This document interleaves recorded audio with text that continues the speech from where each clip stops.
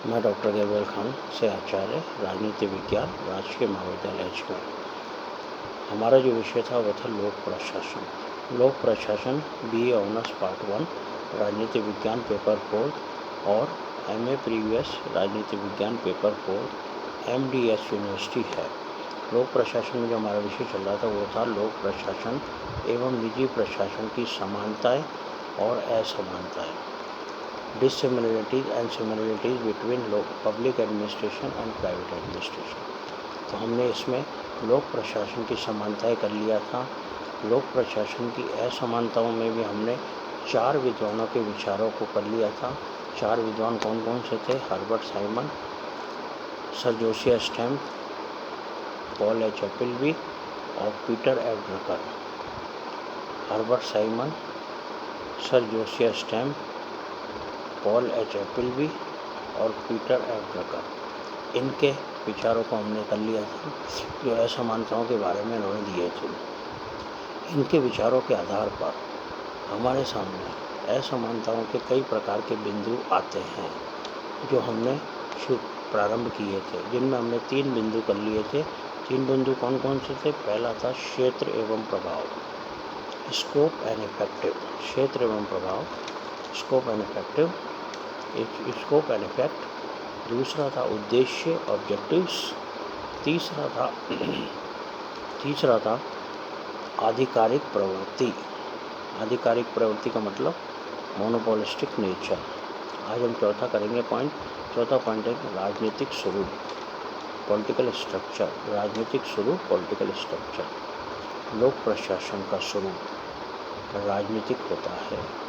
लोक प्रशासन सदैव राजनीतिक स्वरूप लिए हुए होता है, क्योंकि लोक प्रशासन शासक दल की नीतियों का क्रियान्वयन करता है, शासक दल की नीतियों को क्रियान्वित करता है, जबकि निजी प्रशासन अराजनीतिक होता है। निजी प्रशासन किसी प्रकार से भी राजनीतिक नहीं होता है, अराजनीतिक होता है। पॉल एच एपलबी के अनुसार, इन्वर्टेड कॉमाज में है ना, पॉल एच एपलबी के अनुसार इन्वर्टेड कॉमाज में लोक प्रशासन वास्तव में राजनीतिक इच्छा शक्तियों का व्यवहारिक विस्तार है। क्या है? राजनीतिक इच्छा शक्तियों का व्यवहारिक विस्तार है। किसी न किसी रूप में लोक प्रशासन सदैव लोकतंत्र व राजनीतिक आदर्शों की रक्षा में जुटा रहता है। किसी न किसी रूप में वो इनकी रक्षा में जुटा रहता है। यद्यपि निजी प्रशासन भी राजनीतिक स्वरूप धारण कर सकता है। अभी ये कह रहे थे कि निजी प्रशासन अराजनीतिक होता है, परंतु पॉल एच एपलबी क्या कह रहे हैं? ये भी राजनीतिक स्वरूप धारण कर सकता है, परंतु निजी प्रशासन का संबंधित मंत्री, विधानमंडल, विपक्ष, सार्वजनिक नीतियों आदि से उस प्रकार गहरा और कानूनी रूप लिए हुए नहीं होता है जैसा लोक प्रशासन का होता है। तो लोक प्रशासन क्योंकि कानूनी रूप लिए हुए होता है, लोक प्रशासन राजनीतिक स्वरूप लिए हुए होता है, इसलिए लोक प्रशासन का संबंध मंत्रियों से, विधानमंडल से, विपक्ष से और सार्वजनिक नीतियों से होता है, जबकि निजी प्रशासन अराजनीतिक होता है। ये था 4th पॉइंट। 5th पॉइंट है संगठन का स्वरूप, स्ट्रक्चर ऑफ ऑर्गेनाइजेशन। लोक कल्याणकारी एवं प्रजातांत्रिक राज्यों में प्रत्येक व्यक्ति के कल्याण का दायित्व राज्य के कंधों पर होता है। प्रत्येक व्यक्ति के कल्याण का दायित्व किसके ऊपर होता है? राज्य के कंधों पर होता है। अब चाहे वह पूंजीवादी व्यवस्था हो, समाजवादी व्यवस्था हो, साम्यवादी व्यवस्था हो, कोई सी भी व्यवस्था हो, प्रत्येक दशा में लोक प्रशासन के कार्य एवं दायित्व गंभीर एवं विविध प्रकार के होते हैं। गंभीर होते हैं और विभिन्न प्रकार के होते हैं।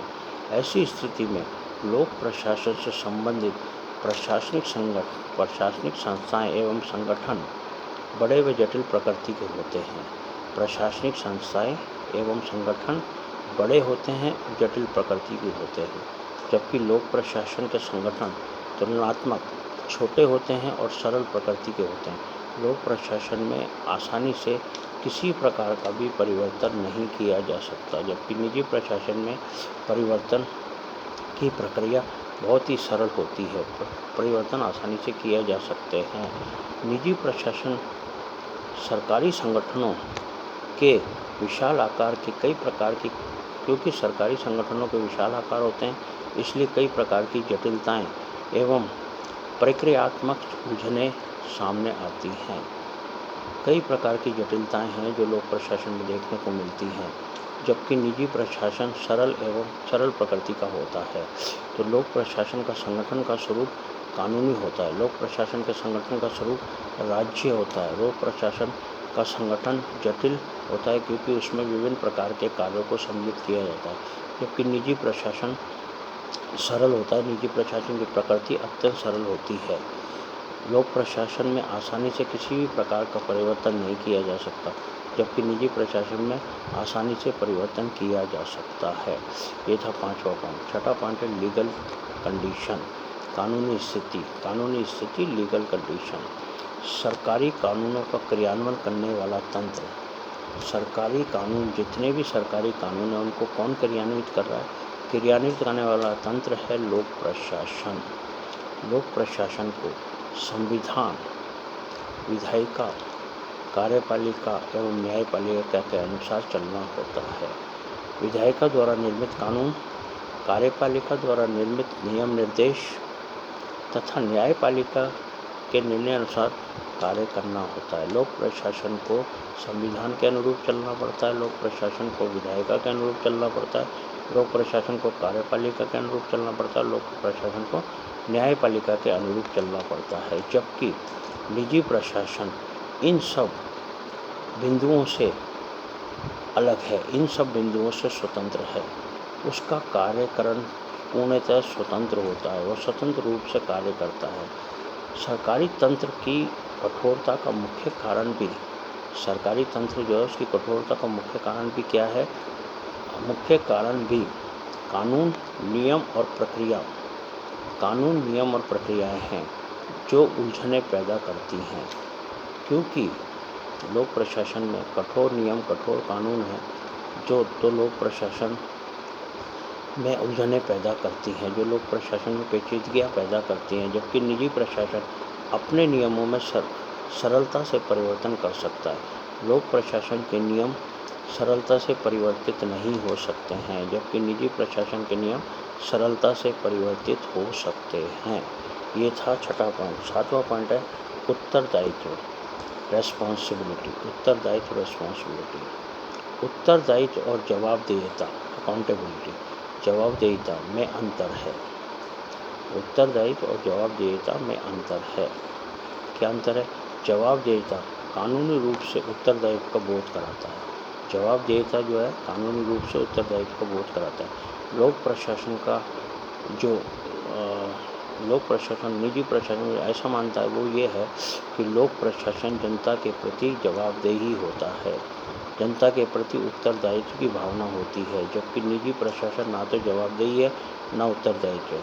निजी प्रशासन केवल उन लोगों के प्रति उत्तरदायित्व है जो उपभोक्ता या ग्राहक उसकी सेवाएं लेते हैं या उसका उत्पादन खरीदते हैं। केवल उन लोगों के प्रति जवाबदेही या उत्तरदायित्व है जो उसकी सेवाएं लेते हैं या उसका सामान खरीदते हैं, उसका उत्पादन खरीदते हैं।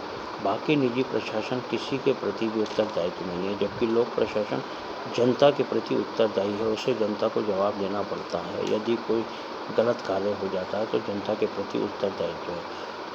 प्रोफेसर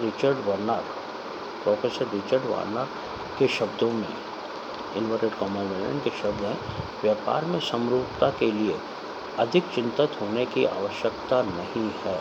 व्यापार में समरूपता होने के लिए अधिक चिंतित होने की आवश्यकता नहीं है। निजी प्रशासन जन विरोध का तूफान खड़ा किए बिना जन साधारण से धन वसूल करके जनता की विभिन्न आवश्यकताओं तथा उद्देश्यों को सरलतापूर्वक पूर्ण कर सकता है, निजी प्रशासन। जबकि लोक प्रशासन धनिकों का लाभ के लिए एवं कानूनों एवं निर्धनताओं के लिए दूसरा कानून बना देता है, तो विरोध का तूफान उठ जाता है। कैसे? लोक प्रशासन जो है जनता के लिए अलग कानून है और धनिक लोगों के लिए अलग कानून है। ऐसे कानून बन जाते हैं जिनसे विरोध उठ जाता है। इन्वर्टेड कॉमा बंद कर देना। वस्तुतः लोक प्रशासन को समानता का व्यवहार करना पड़ता है, जबकि निजी प्रशासन भेदभाव भी कर सकता है। लोक प्रशासन को सदैव ही समानता का समानता का व्यवहार करना पड़ता है, जबकि निजी प्रशासन भेदभाव भी कर सकता है। तो लोक प्रशासन जनता के प्रति उत्तरदायित्व की भावना रखता है, उत्तरदायी है, जनता के प्रति उत्तरदायी है। ठीक, नेक्स्ट पॉइंट आता है कार्यकरण, वर्किंग प्रोसीजर।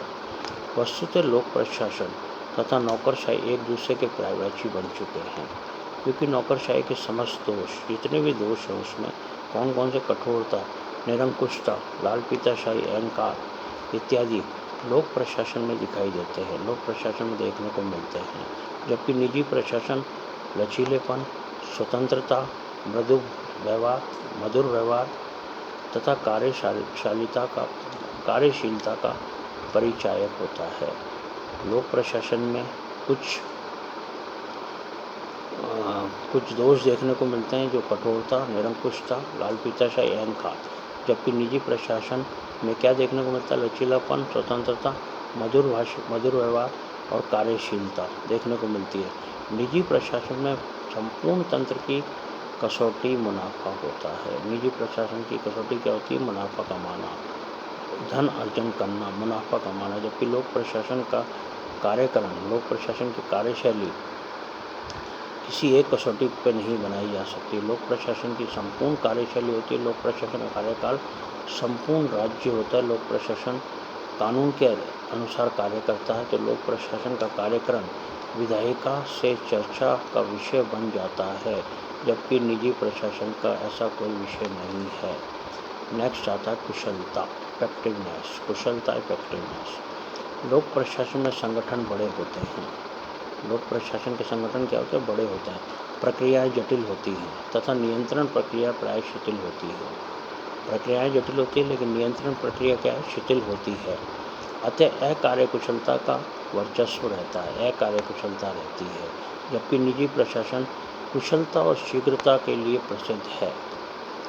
लोक प्रशासन अकार्यकुशलता रहती है, जबकि निजी प्रशासन किसके लिए? कुशलता और शीघ्रता के लिए प्रसिद्ध है। यदि निजी प्रशासन में कुशलता ना हो तो उसकी इकाइयों का अस्तित्व समाप्त हो जाता है।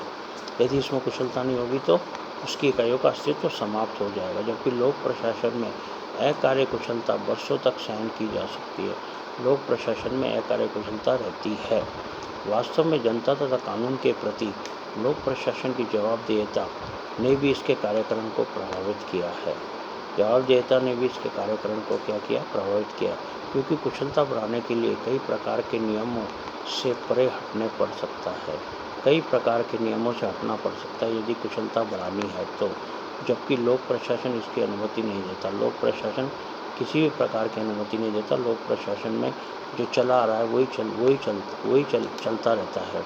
जबकि निजी प्रशासन में कुशलता रहती है, क्योंकि इसके कार्य लचीले होते हैं, इसके कार्यों को परिवर्तित किया जा सकता है। तो कुशलता, लोक प्रशासन में अकुशलता, कई बार अकुशलता देखने को मिलती है, जबकि निजी प्रशासन कुशल होते हैं। निजी प्रशासन में कुशलता एवं शीघ्रता से कार्य किए जाते हैं। नेक्स्ट आता है कार्यों का महत्व, इम्पोर्टेंस ऑफ वर्क। कार्यों का महत्व क्या? लोक प्रशासन का कार्य क्षेत्र अत्यंत व्यापक एवं गंभीर है।